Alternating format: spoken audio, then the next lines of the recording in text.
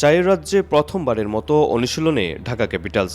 Fitness work, warm up drill, net session ও fielding অনুশীলনে ঘাম জড়ায় এই ফ্র্যাঞ্চাইজি। কোচিং স্টাফদের নিবিড় তত্ত্বাবধানে আউটার স্টেডিয়ামে চলে প্রস্তুতি।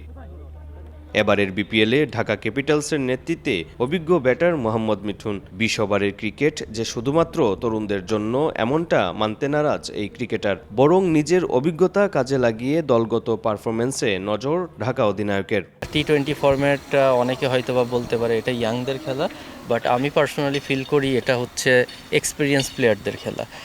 এক্সপিরিয়েন্স মানে এই না যে আপনার বয়স হতে হবে, অনেকগুলা ম্যাচ খেলাটা ইম্পর্টেন্ট, অনেকগুলা ডিফারেন্ট এনভায়রনমেন্ট ফেস করাটা ইম্পর্টেন্ট।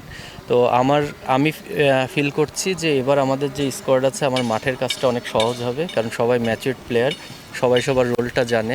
ঢাকা চট্টগ্রামের তুলনায় সিলেটে উইকেটে বেশি স্বাচ্ছন্দ্য পান ব্যাটাররা। এবারের বিপিএল এই ভেন্যুতে শুরু হওয়ায় আত্মবিশ্বাসী ক্যাপিটালস অধিনায়ক। ব্যাটে রান এলে ক্রিকেটাররা যে বাড়তি আত্মবিশ্বাস পাবে, এমনটাই মত মিঠুনের।